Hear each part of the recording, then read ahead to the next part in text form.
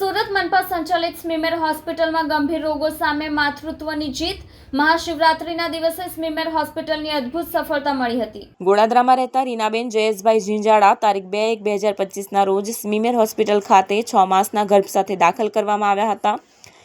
તેણીને એક સાથે bilateral avascular necrosis of hip, acute intermittent porphyria, sickle cell trait જેવી બીમારીઓ હતી. બંને થાપામાં સખત દુખાવો રહેતો હતો, તેથી તેમણે સંપૂર્ણપણે પથારીવશ હતા તથા સ્વતંત્ર રીતે હલનચલન તો દૂર પણ પથારીમાં પડખું પણ ફેરવી શકાય તેમ ન હતું. આવી હાલતમાં તેમણે પોતે માતા બની શકશે કે નહીં તેવું સ્વપ્ન લાગતું હતું. સ્મીમેર હોસ્પિટલના ઓર્થોપેડિક તથા ગાયનેક વિભાગના ડોક્ટરોએ બાળક ઉપર અસર ન થાય તે રીતે સારવાર શરૂ કરવામાં આવી હતી. તારીખ 11/1/2025ના રોજ તેણીને રજા આપવામાં આવી, પરંતુ 19/1/2025ના રોજ તેમને દુખાવાની તકલીફ થતાં ફરીથી ગાયનેક વિભાગમાં દાખલ કરવામાં આવ્યા. ગાયનેક વિભાગમાં ડોક્ટરો દ્વારા માતાની તેમજ ગર્ભમાં રહેલ બાળકની સંપૂર્ણ કાળજી રાખવામાં આવી. સમયાંતરે માતાના લોહીના રિપોર્ટ તેમજ બાળકના વિકાસ માટે જરૂરી સોનોગ્રાફી કરવામાં આવી. લોહીની ઉણપના લીધે અલગ અલગ દિવસોએ કુલ 13 લોહીની બોટલ ચડાવવામાં આવી. તારીખ 26/2/2025ના રોજ મહાશિવરાત્રિના દિવસે 8.5 માસે પ્રસૂતિની જરૂરિયાત જણાતા સિઝેરિયન ડિલિવરી કરવામાં આવી અને 1.90 કિલો વજન સાથે બાળકીનો જન્મ થયો. તારીખ 6/3/2025ના રોજ માતા અને બાળકીને તંદુરસ્ત હાલતમાં રજા આપવામાં આવી હતી. હા, મારું નામ ડૉક્ટર નિરાલી મહેતા છે, એસોસિએટ પ્રોફેસર પીડિયાટ્રિક ડિપાર્ટમેન્ટમાં.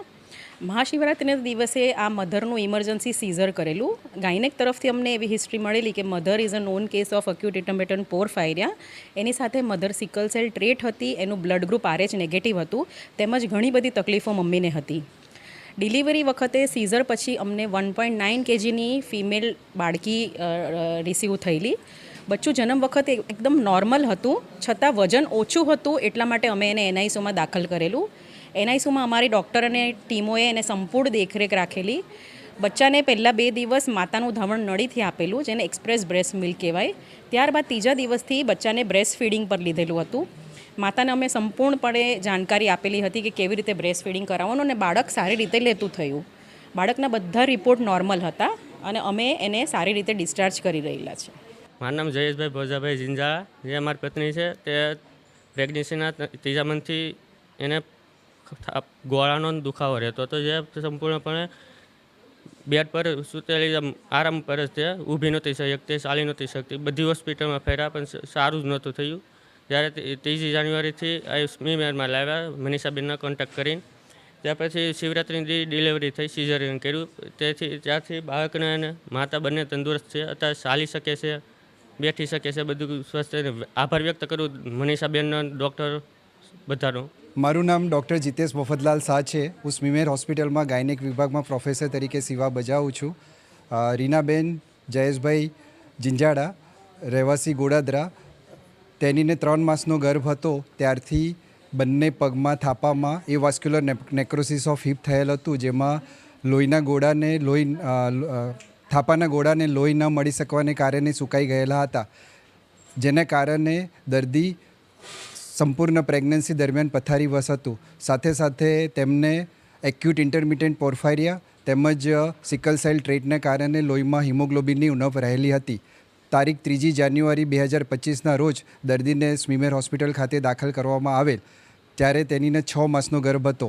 સંપૂર્ણ પ્રેગ્નન્સી દરમિયાન તેણીને સ્મીમેર હોસ્પિટલ ખાતે રાખવામાં આવેલ અને જરૂર પ્રમાણે માતાના રિપોર્ટ તેમજ સોનોગ્રાફી કરીને બાળકનું સંપૂર્ણ તંદુરસ્તીનો ખ્યાલ રાખવામાં આવેલ. તારીખ 26/2/2025ના રોજ મહાશિવરાત્રિના દિવસે ડિલિવરીની જરૂરિયાત જણાતા સિઝેરિયન દ્વારા તંદુરસ્ત બાળકીનો આશરે 2 કિલોની બાળકીનો જન્મ થયેલ હતો. આજે તારીખ 6/3/2025ના રોજ માતા તેમજ બાળકી બંનેની તબિયત તંદુરસ્ત છે. હું સ્મીમેર હોસ્પિટલ ખાતે મારી ટીમ, સંપૂર્ણ ગાયનેક વિભાગની યુનિટ 2ની team, doctor Jitesh, doctor Anamika, doctor Priyanka તેમજ ડૉક્ટર દીપાલી અને રેસિડેન્ટનો આભાર માનું છું. તેમજ દર્દી દાખલ થયેલ ત્યારથી હોસ્પિટલ કમિટીના ચેરમેન શ્રી મનીષાબેન, સુપ્રિન્ટેન્ડન્ટ દર્શન સર તેમજ RMO શ્રી ડૉક્ટર જયેશભાઈ તેમજ ડૉક્ટર નીતાબેન અમારી સાથે સંકલનમાં રહેલ હતા. જય દ્વારકાધીશ. હું Manisha Ahir, hospital committee chairman. મને કહેતા ગર્વ થાય છે કે એક માતા રીનાબેન ઝીંઝાડા, જેને ગંભીર બીમારીઓ હતી, જેમાં સિકલ સેલ પણ હતું એમને, અને પોતે પ્રેગ્નેન્ટ હતા. આવી માતાઓ અનેક પ્રાઇવેટ હોસ્પિટલોમાં ગયા, બધી જ હોસ્પિટલોએ એમને ના પાડી, પછી એમણે મારો સંપર્ક કર્યો.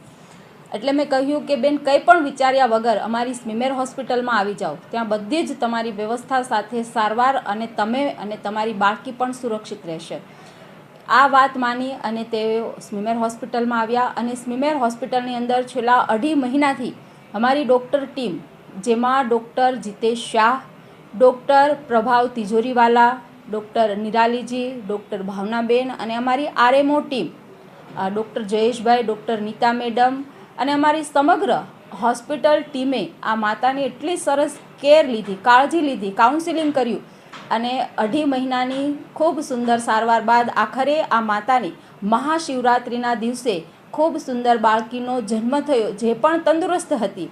અને માતા અને બાળકીને આખરે ખૂબ સુંદર સ્વાસ્થ્ય સાથે અમારી ડૉક્ટરની ટીમે અને બાળકી અને માતાને સ્વસ્થ તંદુરસ્તી સાથે રજા આપી. આ બદલ હું મારી સ્મીમેર ટીમનો, વિશેષ ડૉક્ટર જીતેશભાઈ અને એમની ટીમનો ખૂબ ખૂબ આભાર માનું છું કે જે પ્રાઇવેટ હોસ્પિટલો નથી કરી શકી તે મારી સ્મીમેર હોસ્પિટલે કરી બતાવ્યું છે. અને આ માતા અને એનો પરિવાર પણ એટલો બધો રાજી હતો અને અઢળક આશીર્વાદ અમારી ટીમને આપ્યા છે અને અવિરત આવા કામ અમારી ટીમ કરતી રહે તેવી પણ તેમને શુભકામનાઓ પાઠવું છું. જય દ્વારકાધીશ.